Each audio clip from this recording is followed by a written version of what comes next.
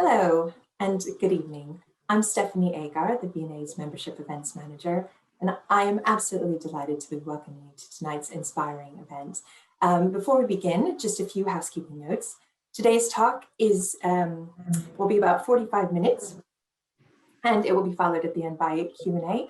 I know some of you have already been putting some questions, sending some questions in advance, but do feel free to send them in, put them in the Q&A box at the bottom of your screen, and we'll get to as many as we can before we begin, or at the end of the talk, excuse me. Today's talk is being recorded, so if you're not able to stay for the whole thing, we will be sharing the recording in the next day or two with all ticket holders. And of course, today's talk is in conjunction with the amazing book by Diane von Furstenberg, Own It, The Secret to Life, which is available on the V&A's website with signed copies. So if you don't have a copy yet, I'm sure you will want to purchase one once you've heard tonight's amazing talk.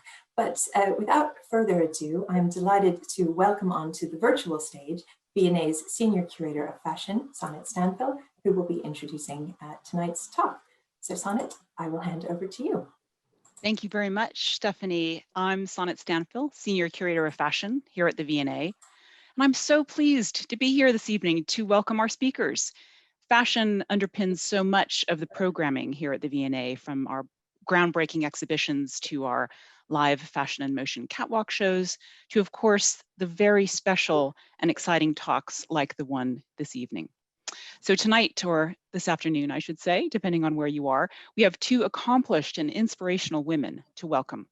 First, it is my great pleasure to introduce Jourdan Dunn, who was discovered in the Hammersmith Primark at age 16 and has been unstoppable ever since. The British Fashion Council's Model of the Year in 2008, she's walked the runways for nearly every top designer, making history as the first Black model since Naomi to walk for Prada. This year, she became patron of the SNL Foundation, which is a mental health charity focused on empowering and supporting the sickle cell community. And I hope we hear a bit more of that in the conversation. This evening, Jourdan is in conversation with renowned fashion designer Diane von Furstenberg, who I'm delighted to welcome back to the V&A. Some of you may recall she was in conversation some years ago discussing another important publication and her career. Diane's iconic wrap dress became a symbol of power and independence. And as the founder of her global fashion brand, DVF, she has served as a passionate advocate and philanthropist, creating the DVF Awards that support women for their courage, strength, and leadership. Diane and Jourdan, I welcome you to the V&A. Thank you for joining us. The floor is yours. Thank you. Hello, Jourdan. It's so nice to be with you. So first of all, thank you, V&A, to have us. And I don't know that you know, but Jourdan and I, we go back a long time.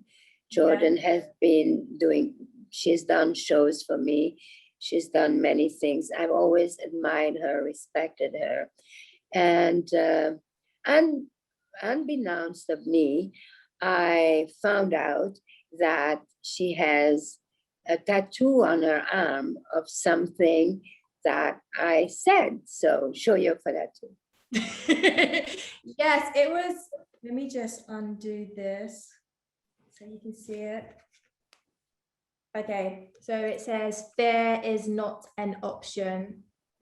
And when I read The Woman That I Want to Be, I saw that. And it just resonated with me so much. And I was like, yes, fear should never be the option. So yeah, thank you, Diane, because I decided to get that inked on me. So that's there imprinted on me for life. And it's always something that I go and look on just in case that self-doubt comes to creep in and fear wants to come and show itself. I'll be like, nope, not today. That's not the option. We're not going there. We're going that way. So yeah, thank you. It was such a compliment, but it is true. I mean, fear, I got that from my mother, and it is the best advice and that's really what this book is about. Own it. Yeah. You own your imperfection, they become your assets. You own your vulnerability, it becomes your strength. And if you are afraid, if you have to take the fear, throw it out, it doesn't change the situation. But what it does change is how you handle the situation.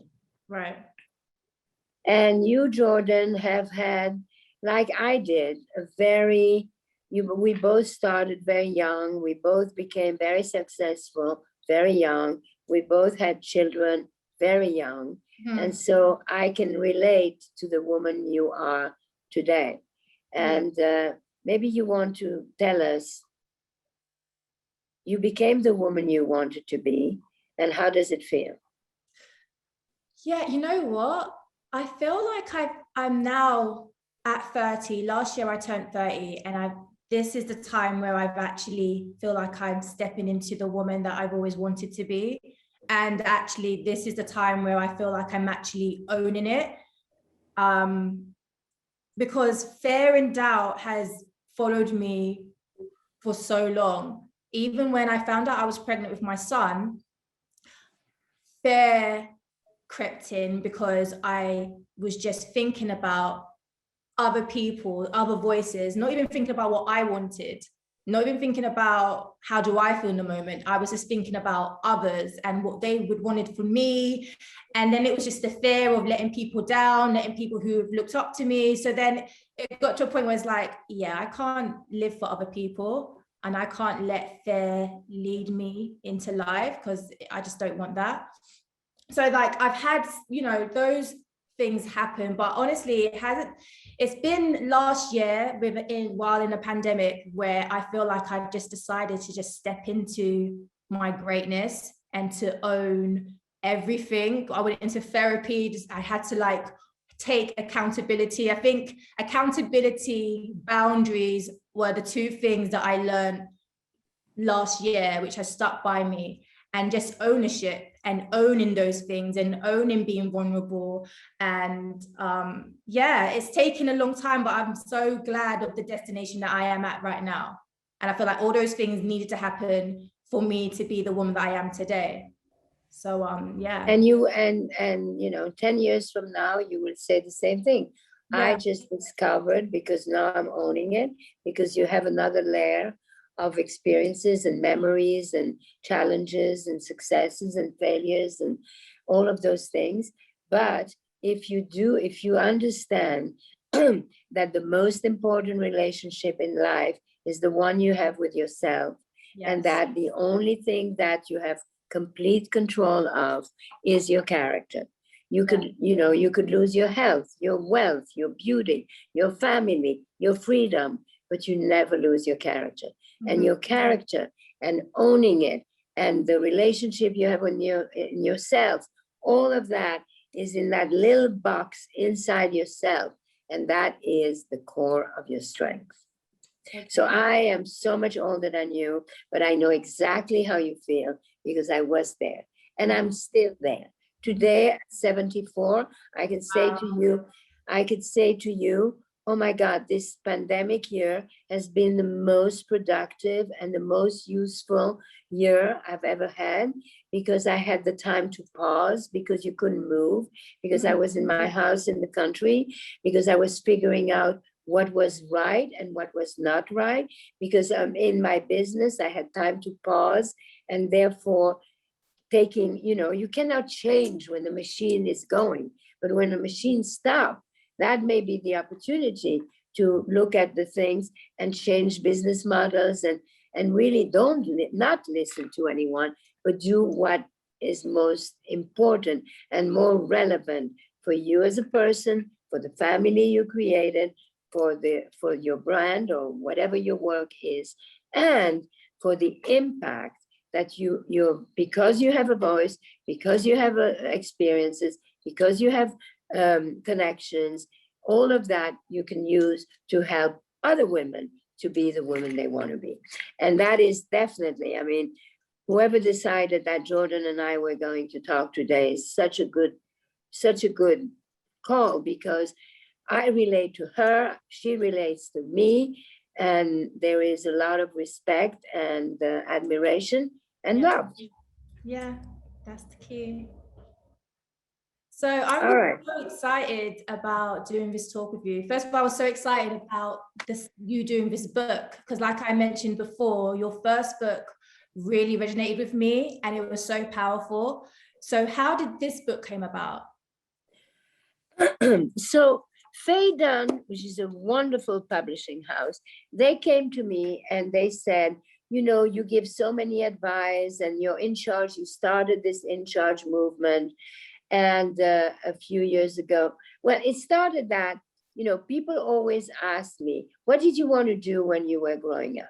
And my answer would be, I did not know what I wanted to do, but I knew the kind of woman I wanted to be. I knew that feeling of being a woman in charge. Later, when I became a woman, the woman I wanted to be, people would say, who's your customer? Who you designed for? And I would say, well, the woman in charge. And again, so this woman in charge was very much an umbrella in everything I have done over the years. That's how I, you know, when we celebrate International Women's Day and all of those things, it's very much the umbrella.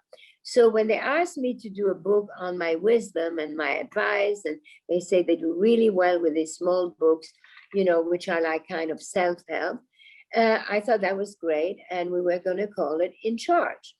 And, but then I thought, what is in charge? And to be in charge is not an aggressive statement against men. What it is a commitment to ourselves. It's owning who we are. We own our imperfections, they become our assets. We own our vulnerability, we turn it into strength. And so this in charge, and then the more I talked about everything, the more it always went back to own it. And then I thought, yeah, that's what we should call the book, Own It, because it is the secret to life. And I first started to write it as a normal book, you know, in prose. And the first line was going to be, we cannot choose our parents. And, you know, if you say that to anyone, it's the first thing is like, it's slightly provocative, and it's true. We cannot choose our parents. We land there. And so therefore, it is actually the first thing we have to own. Like it, not like it, whatever it is, we have to own it. And then we have to become ourselves. And then I continued to write it as a normal book. And then I felt like I was condescending and I was annoying, and who am I to give advice? And that's when I decided that what is really important to me is words, because my mother, who told me fear is not an option, always said words are powerful. She would get so upset if I use, like people say, oh, I'm dying over this. No, you're not dying. You know, don't use the words that don't mean what you really think. And so she would get very upset when I use the wrong words. So words have power, words have energy.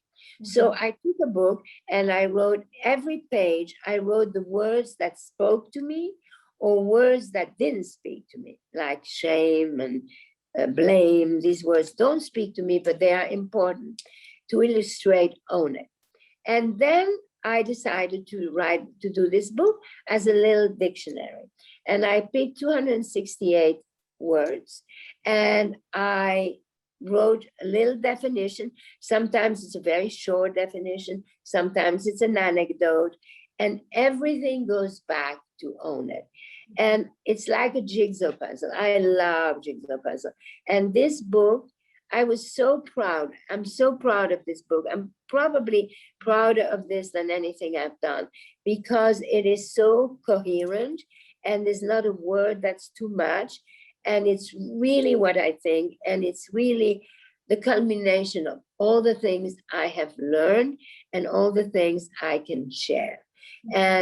But in order to share, you cannot tell you. For example, I never use the word you or yourself, but I always say us, our, or ourselves, because then I am in it. Right. And anyway, so that's the story. Yeah, I want to just go back to what you said about how your mom how she taught you about words being so powerful, because that's something that resonates with me.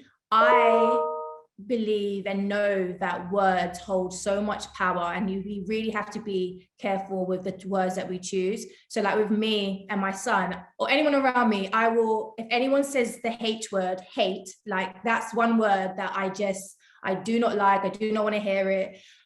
And my son knows that. So like when I read that in the book as well, in W Before Words, that words have power, that's something that struck me so much. But a lot of people are so loose with their words, and they're not, I don't know, it's weird. Like a lot of people just throw their throwaway words, when really it's like these words are spells. I see it as spells. You're casting spells when you speak. Like they That's hold right. power. So like, how do you think people can really take charge and own the words that they say and be a bit more personable when they're using words? Well, first of all, because words have power, obviously you want to use them carefully, because they go in the universe and they create energy, and that energy counts. I don't like the word hate. I don't like the word shame. I don't like, shame, blame, the waste you spend, the waste of blaming people. Who cares? Blaming people, blame their mother, and then this, and the weather, and what's the point? Blaming is the contrary of owning it. Shame is the contrary of owning it. And when you lift shame, it's so, and people use it, and people are victim. And the other thing my mother told me is that no matter what, she went through concentration camp. At age 22, she was in Auschwitz for 13 months. She was part of the death march. When she was liberated, she weighs 49 pounds. She could barely move, but when she had to fill the questionnaire and they asked her state of health, she wrote excellent health, because no matter what, she never wanted to be a victim. And I am the same, Jourdan is the same, and we are advocates for other women or for other people not to be victim. And that is why to own it is the secret to life. You could read this book to a child. I read it to my grandson, who is 9 years old. It is something you could keep next to your bed. You can open it anytime, and it's all good vibes, but not good vibes, sugary vibes that are gonna, make you more delusional. It's all about truth. It's all about facing the truth. It's like a mirror telling you, you are the secret. You can make a difference. Everything is on you. The strength is on you. Yes, I love that. Which word did you like? Oh, I was actually just gonna ask you that actually. I have, let me see. I have them here. Well, I could say, the first in the letter A that I think is important, especially after pandemic, is the word alone. Being alone is not being lonely. It is being whole. It is where we find our strength and our full potential. Being alone is the best way to reboot. Yeah. And a lot of people are scared, have a fear of being alone. I know.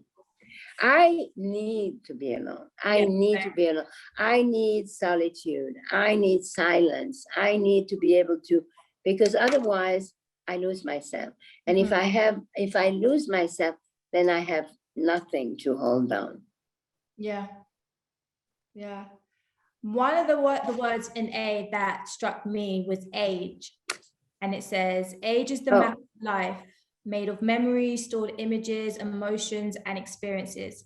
Aging needs to be celebrated every moment, every day, every year. Age is the proof of having lived. Living and loving your age is owning it. Like, I love that. Especially for me, turning 30. Oh my God, and of course, turning 30 is so old. No, it's not. Turning 30. I was so happy when I turned 30. Yeah, no, me too. When I was looking forward to turning 30 when I turned 20. Like, I couldn't wait to turn 30. Exactly. So like seeing that, I was like, yes, it is all about living in those moments every day, every year, and celebrating it. So that for me was just, and I just love the fact that you said age is proof of having lived. Yes, I don't understand. That's why I would like to transform the word age into life. Because instead of saying, how old are you, is how long have you lived? And then all of a sudden, you don't want to take ages away. I couldn't take a minute. I mean, I live so fully, I should be 150. You know, I mean, I cannot take a day out of my life. I cannot take a week out of my life. And I love becoming, you know, I love the role of being old. I own it and I like it and I repeat it and I say it before they check it on Wikipedia. You know, I mean, I'm very proud. The only thing alarming about getting old, I mean, really old, is that you have less time ahead. And therefore, all it does is that you are forced to enjoy it more and to be truer to yourself and kinder to yourself. But at the same time, being kind to yourself also means being strict with yourself. Right. You know, so it's always that yin and yang. Do you think you're enjoying life more now that you're older? To tell you the truth, I have to confess that I pretty much enjoyed everything. And I mean, today I was just, as we were starting this conversation, there was the date today is May 13. And I was reminded that May 13, 1994, which is what, 27 years ago, I was diagnosed with a cancer out of the blue. I was 46 or 47 years old. And that's when I saw that date, I just struck it. And at the time, my God, I didn't think that I had another 27 years ahead of me. And they were wonderful 27 years.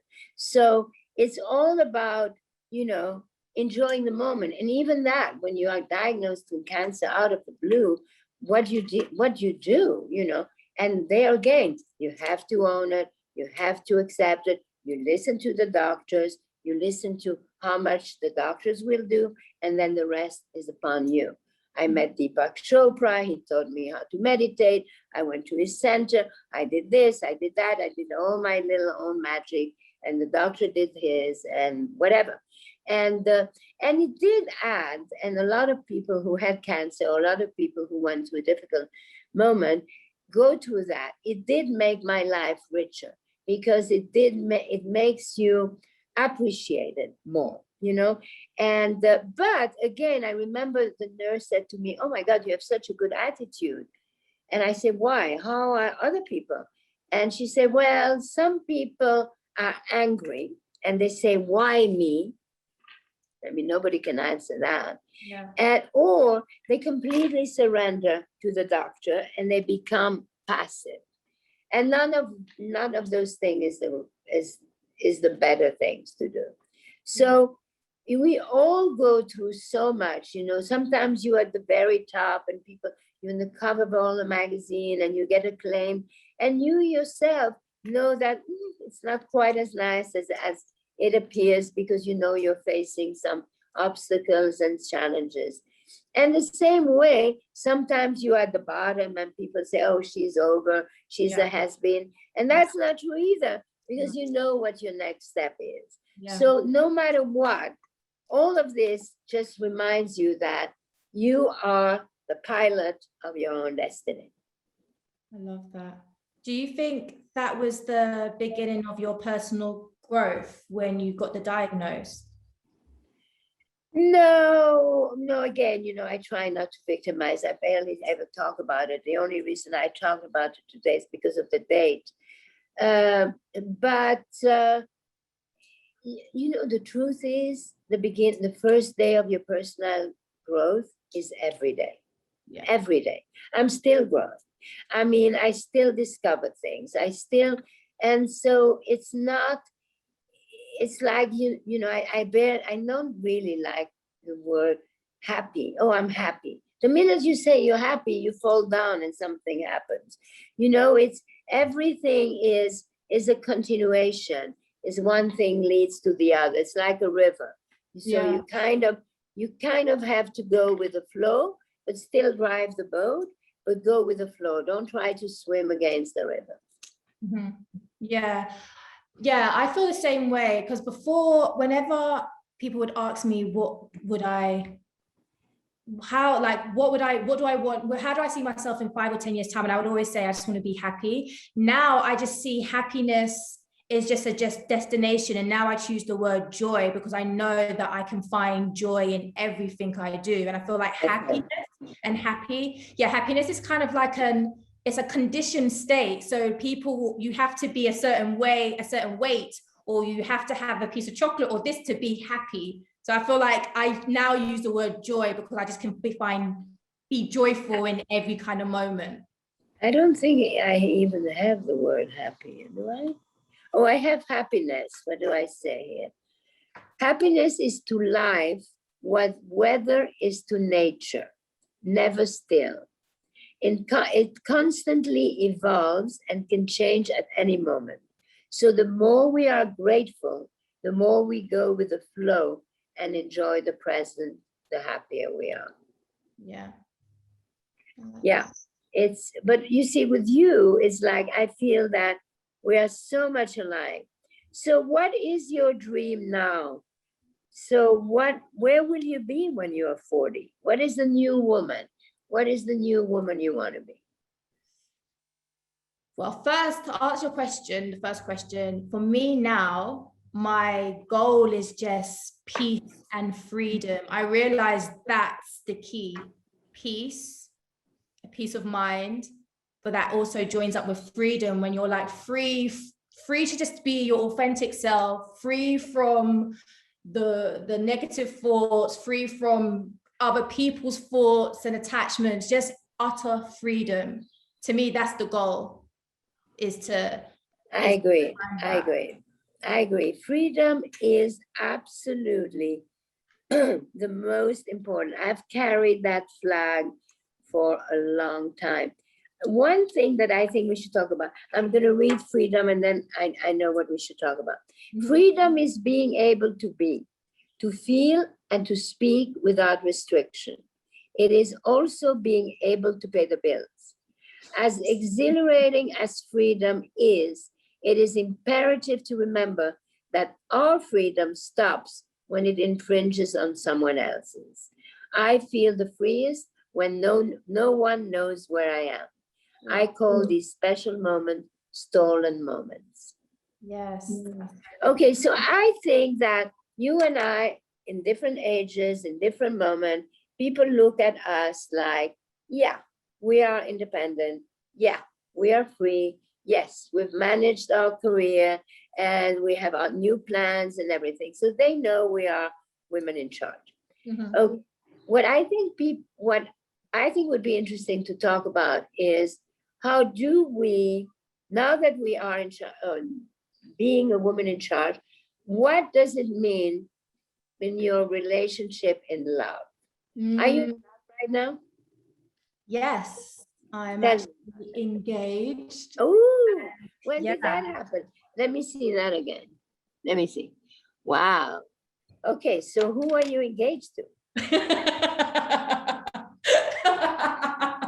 Well, you're not allowed to say. Oh no, I'm just laughing because I'm just feeling like getting all giggly. That's all. To a very lovely man. I won't say his name because he is very shy, but I got engaged the beginning of last year. So just before the madness of COVID. And honestly, so for me, I've always been like an alpha female. I've always been fiercely independent.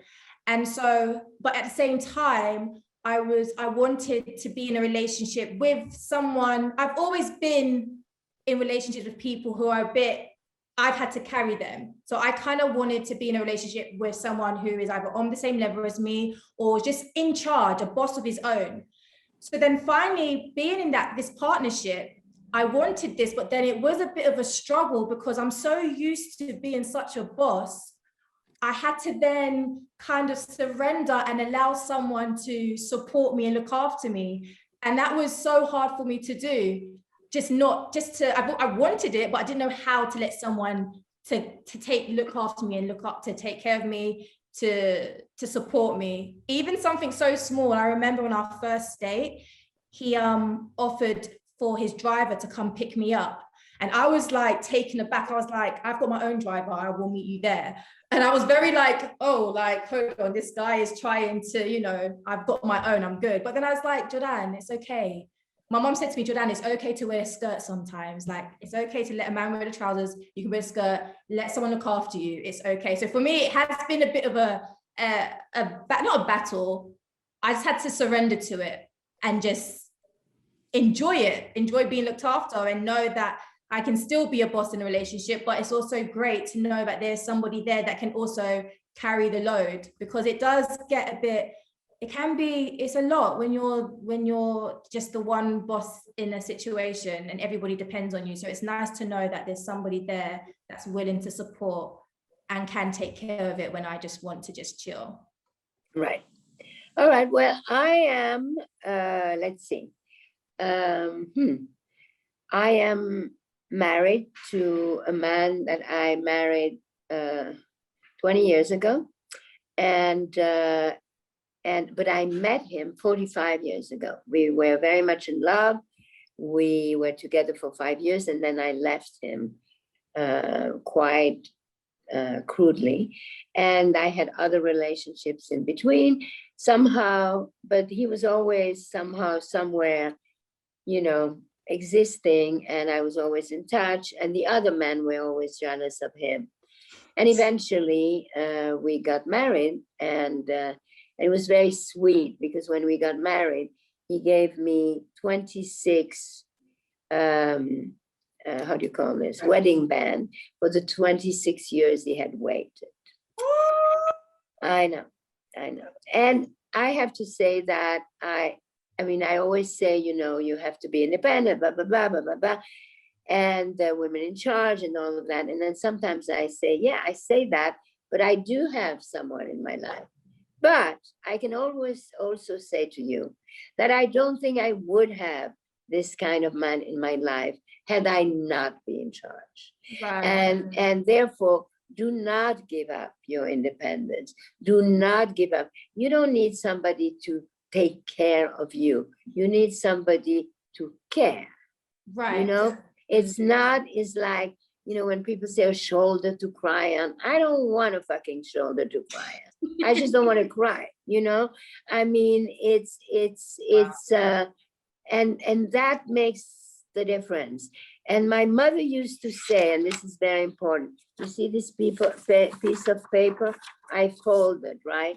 In a relationship, the first fold is the one that matters. So how you start a relationship, who does what, that's what the relationship is going to continue. So I do think that it is incredibly important to never give up the sense of your responsibility and the sense of that.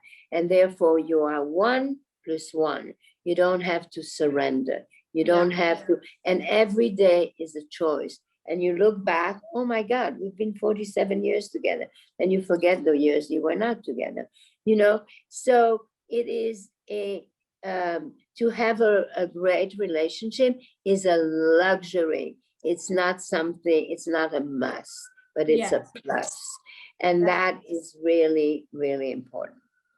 Definitely. I see it as, I feel like my fiance came at the right time in my life, because my life was great. It's still great. It's just, he's just adding a value. He's an added value. Yeah, it's just added. He's just an add-on. It's like, thank you. Exactly.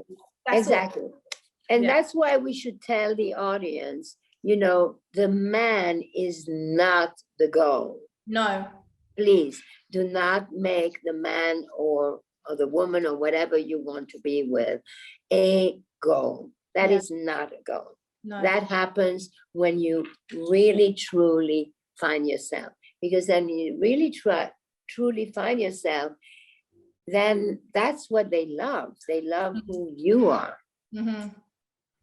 Okay, that was a very good lesson that we did. Oh my God, I love that. I learned so much there. Thank you for that. So don't forget, don't say, oh, I surrendered and he's so wonderful, take care of you. Nobody needs to take care of you. Just they need to care for you, which is a very different. I love that. And not to don't want a shoulder to cry on, you just don't want to cry. That one, oh my God, that's such a gem. So I actually never said this before. I'm so happy when I come up with something I haven't said before. that was amazing. I don't want, when people say you want to cry, no, I don't want a shoulder. I don't need a shoulder. I don't want to need a shoulder. I love that.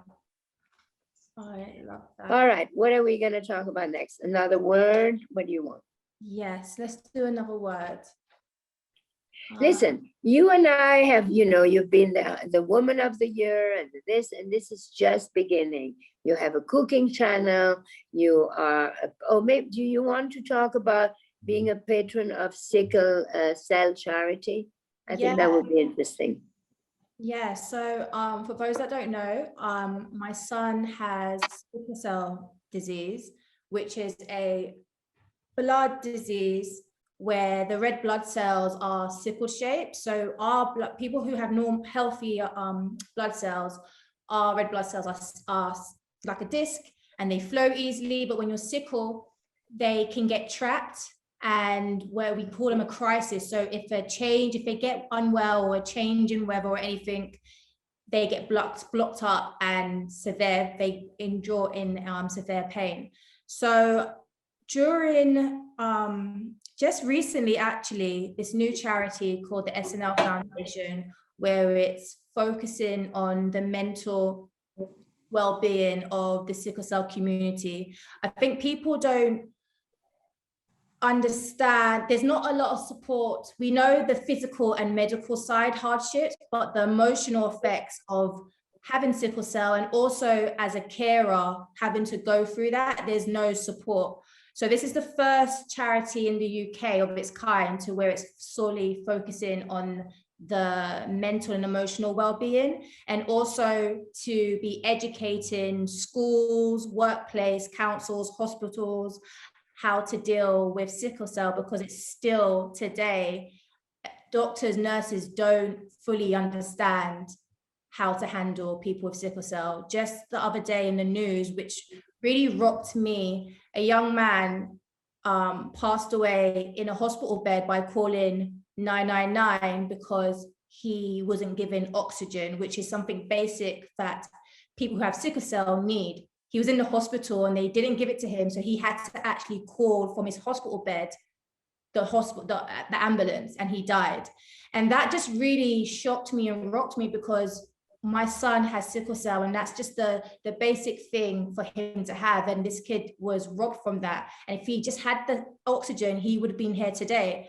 So I'm really excited to be a part of the charity and to help spread awareness and to just help other people learn and give people the support and platform where they can just express their emotional well-being, because it's very important. I think our mental health is so important. It's tied in with everything. But it's also, you see, to have someone like you with your voice speaking of that is so helpful for others.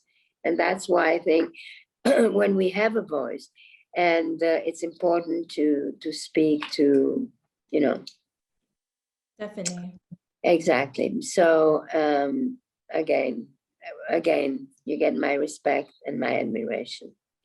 Thank you. We with 5 minutes. So we have 5 minutes before inviting people. So do you want another word? You want me to read you another word? Oh, I'm going to read you a funny thing. Fame. Oh, yes. Talk about it. Okay, fame. This is really funny. The best thing about fame is that it gives us a voice to amplify. It is being recognized, respected, and acclaimed. So that's what we talked about before. My favorite fame story happened in Kathmandu, Nepal. I was being hosted by my Nepalese fellow designers, Prabal Gurung. We were in the middle of a holy week, and the monks had been chanting for days. We went to the sacred Sito Gumba, also known as the White Monastery. And as very privileged guests, we sat by the shrine close to the spiritual leader called Rinpoche, which translates as precious one. I felt humbled to be there and totally excited when I was invited to meet the holy man. After the first introduction, he turned to me and asked, "Do you know Cher?" I was taken by surprise, but proud to tell him, "Yes, I do know Cher." I will never forget this story, as it will be forever the most unexpected anecdote about the power and silliness of fame. Oh my God, that is everything. I love that. Actually, I have to send it to Cher because I didn't. I'm going to send her the book today. Yeah, I just thought this is so funny. You know, I mean, you're there in this holy place and you think, oh, he's going to give me wisdom. And he sees, you know, somebody from America. And then he just said, "Oh, do you know Cher?" I mean, he wanted to, you know, clearly he had met Cher and he was proud about that. I thought that was really funny. No, I love that. That's too funny. All right, what other words? The one that just came up for me was journey. Oh, I haven't read that one in a long time. What is journey? Oh, yes. Okay, you want to read it or I read it? You read it. I'll read it. The Talmud says birth is a beginning and death a destination, but life is a journey. Knowing that there is an end reminds us to enjoy the journey more and embrace every moment along the way. Yeah. I love that. I know. I've recently, when I was younger, I really used to be scared of death. And it wasn't until recently I've been reading Michael Singer, The Untethered Soul, and there's a chapter where he talks about death and talking about how death is like our biggest teacher and how we should embrace death. And like death is the one thing that we know, like the one thing that we know for sure, that we're the destination where we're going, which we are all going to die. But in between our birth and death, we have this sweet spot of our life. And it's like, we need to just enjoy it, because death can come knocking on the door and say it's time to go. And then you can be like, no, but can you give me another week? And death will be like, I gave you all these years. What have you been doing? Like, what have you been doing to filling up this time? So that's why now I'm like, you know what? I honestly, when you hear people say you need to live like it's your very last, like I fully like embrace that, because it's like, yeah, every moment counts. I'm not going to wait till next week or next year or tomorrow. Like, I'm just going to find enjoyment and just live it up. So yeah, exactly. You're the quintessential one. Okay, since we're talking about death, I'm going to read you what I wrote about that. Mm-hmm. The moment of our death is a unique experience that should be lived and embraced, not feared or ignored.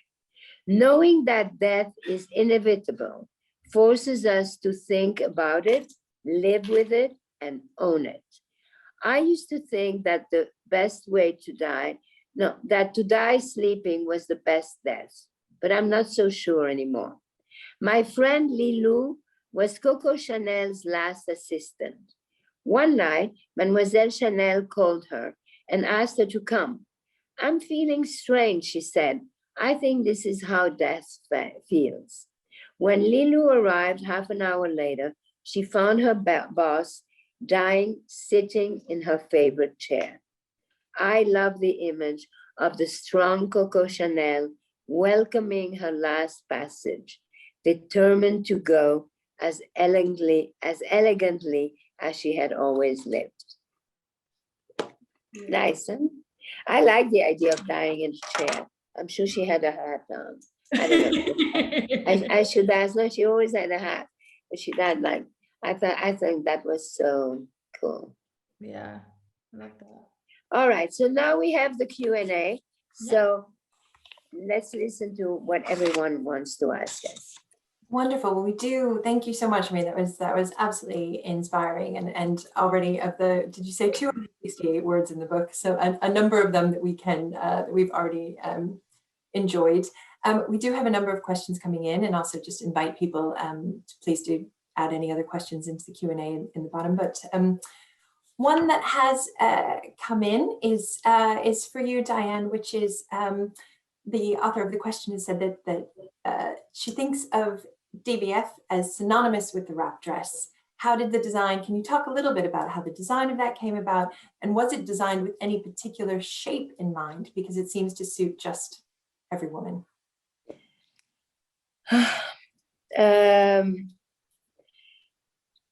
I didn't plan to be a designer. I didn't know what I wanted to do. I didn't know the kind of woman I wanted to be.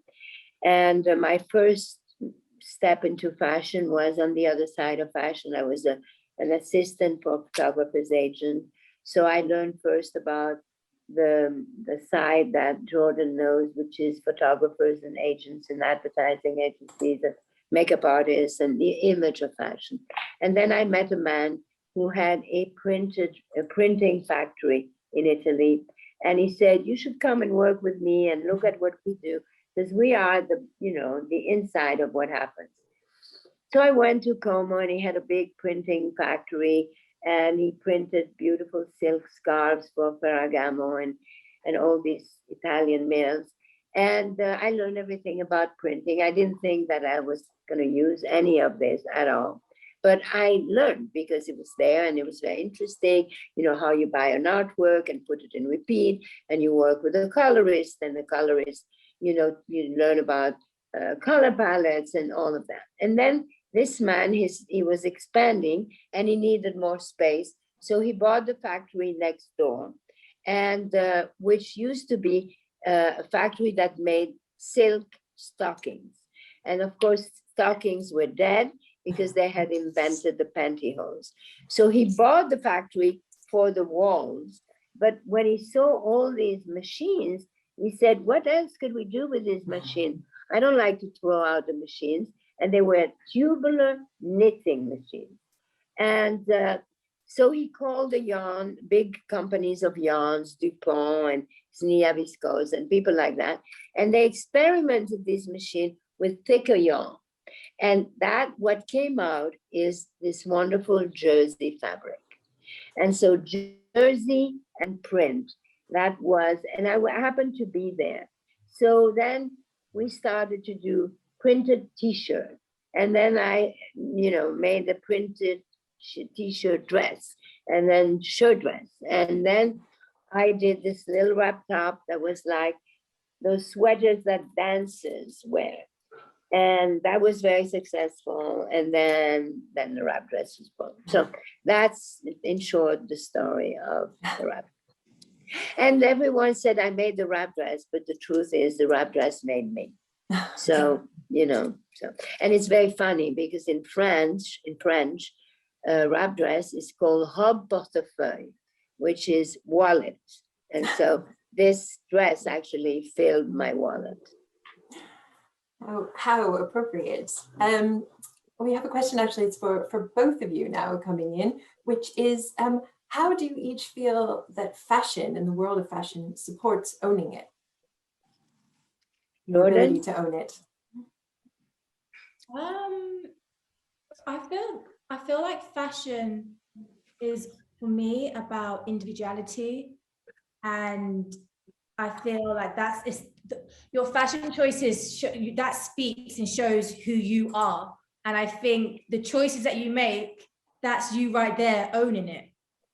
So that's my thing, in short. All right. And for me, fashion as a designer, I was not one of those designers who thought about making dramatic entrance.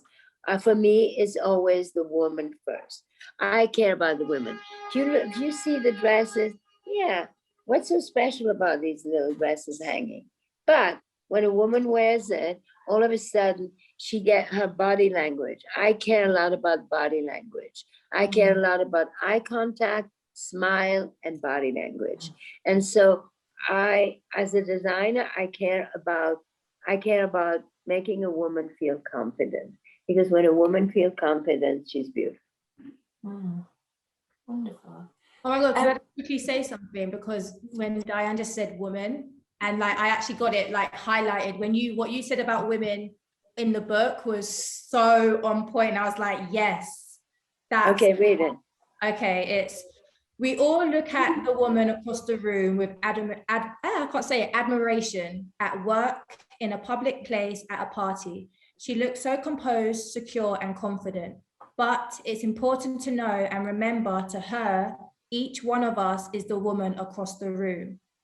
I was just like, oh my God, yes, that is a whole word. And that's so, yeah, that was everything when I saw that. I mean, that's always, you know, people look at you, oh, Jourdan Dunn, you're so beautiful.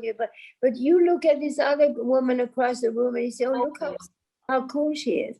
Yeah. I mean, and when you start realizing that you are the woman, each one of us is the woman across the room, then it's, and you see, that's what this little book is about. It's all my little tricks, all my little knowledge. And that's why it's a really good gift to give your daughter or your granddaughter or for yourself. Definitely. Is there a moment in both of your incredibly illustrious careers where you were consciously feeling that you were owning it? That there's a moment that really struck you, this is my moment? That's interesting. Yeah. Stopped you. I mean, you know, when I was 28, when I turned 28 is when I had become the woman I wanted to be. And I was like, you know, I already had children, 2 children. I was already separated. Therefore free. I bought my house, and you know, I was on the cover magazine. And you know, I remember walking in the street and looking at my, you know, when you walk in the street, sometimes you see your shadow. And I was thinking, yeah, I'm smiling at my shadow, you know, winking at your image, you know. And those are the moments when you wink at yourself, that may be when those moments that you own it. But you can also own it, I mean, in moments of distress, you say, okay, this is really bad. And then you just say, okay, own it, just deal with it. Mm-hmm. And so more than a reaction, it's a tool. You know what I mean? It's not a consequence, it's a tool. Yeah, I would say that. Yeah, I feel for me, in my career, I've basically faked it till I've made it. It's just been persona. It's like I'm walking down the runway. Actually, maybe more time when I'm walking the runway, that's when I'm really owning it. But sometimes I have to fake it. Majority of the time I have to fake it. And it's only now, where I am right now, where it's just like every moment I'm owning it. Even like you said, Diane, like even the not so great times, I'm still owning it. Well, let me tell you something. You always looked like you owned it. So you fake pretty good. You fake pretty good. You fake pretty good. I mean, it's unbelievable how similar we actually are. I know. You know,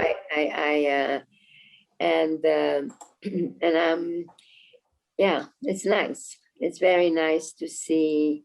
I'm glad that you're happy, but you always were happy, and I wouldn't take less for you. And you've always been incredibly strong. And you had a child even younger than that. How old were you when you had your child? I had him at 19. I was 22. So I mean, 19 is young, but you always owned it. I remember you always talk about your son, and he was like always like, you know, it was, but in a strange way, when we have children very young like that, they are, you know, I now, if I look back, oh my God, if I didn't have my children, I probably had, who knows where I would have lost myself. Don't you feel that? Definitely. I feel like Riley is like my teacher. He's taught me so much. Yeah. Like I look at him as my teacher. Yeah. We've got another one here, that a couple of questions actually that touch on the past year, obviously, which has been very different for everyone with the lockdown. So a question is, you both talked about how the past year has been one of reflection and has given you a bit of a pause and a bit of a time to think about and have more time to yourself. How and what lessons, now that we are starting to open up and more hopefully back to travel, how are you going to take that into whatever comes next for both of you? Jourdan? I think what's going to be important is to still keep these elements of enjoy, like taking time for yourself and looking after yourself. I think everyone's really excited for the world to open up back up and go here, go there, and want to get back at work and do this. But I think we should definitely still manage looking after ourselves and having those sweet moments to just chill, be in stillness. I feel like that's still going to be very important, to have stillness, and also boundaries. Like for me, that's what I'm going to be taking forward, is definitely creating boundaries and knowing that it's okay. And like boundaries is self-love itself, and you should honor that. Yes, this is what I wrote about stillness. Stillness is another way to refuel, to find strength and power. So it's important that we remember that. And when we move, we remember the stillness. But, you know, it's all good because both Jourdan and I are privileged. I don't know if you had a garden wherever you were, but I had a garden, and we are privileged. What is really terribly disturbing about what happened with the pandemic is that so many women had a hard time. There was an increase of domestic violence. There was and because women are the nurturers, they try to protect the husband and protect the children and this and that. And so I think, if anything, I would like everyone to remember that we should not allow to be abused. And that is the most important, that no one deserves to be abused. And again, it's just a reminder, and I think it's important. Yeah. Powerful, powerful words, and powerful words in the book. One question about the book specifically then. There are a number of powerful and amazing words. Were there any that you had to cut, that you really wanted to include, but actually you were kind of focusing, or is this everything really that no, the only thing I realized is that I don't have the word color. And I realized that, but yet I talk so much about color in so many places, and the book is so colorful. But no, it just, I don't know, it just felt right. I mean, there are words that I added at the last minute. For example, one of my granddaughters said, "Oh, you should talk about your exes," because, you know, I always say that exes, ex-boyfriends and things. Oh, but it's not. And so she made me add that, but I don't know where it is. It's not under X, but I know it's somewhere, maybe X. EX. EX, okay. And so that's something I hadn't thought about, and I said, okay. And I wrote, "I believe in cherishing our exes. I find the souvenirs and intimacy we shared reassuring." Fabulous. And then, you know, yeah, I was with Edward Enninful. He spent the summer with me, and so I was reading, and they wanted me to add data, you know, so I added data because everybody talks about data. So I wrote, "Data is the currency of the future. It creates the patterns that determine all decisions. But whatever happened to exceptions?" I thought I had to recommend. Anyway. That's it. We can't get, it's not 100% data driven. It's important to use that intuition as well. And as you said, the lesson of, you know, fear is not an option. So you may have the data, but then also you take that intuition and break through the fear. I think there are so many words that you've said tonight that have been absolutely inspiring. I think, you know, more and more questions are coming in, but unfortunately we are going to have to draw it to an end. I want to thank everybody who's joined us this evening, all of our members and others. All of your participation does go to support the work of the museum, so thank you so much. Thanks immensely to Diane and Jourdan. It was wonderful to be able to welcome you. I'm sorry I'm not able now to share a glass of wine with you afterwards, but hope to be able to welcome you back into the museum very, very soon. We are opening next week, which is thrilling. And it just leaves me again to say thank you so much for joining us, and everyone have a wonderful evening. And don't forget, Own It is available on the V&A website. So thank you so much again. Thank you so much. Very much. Goodbye, Jourdan. I love you. I love you too. Take care. Bye. Thank you. Good night. Bye-bye. Thank you so Bye. much.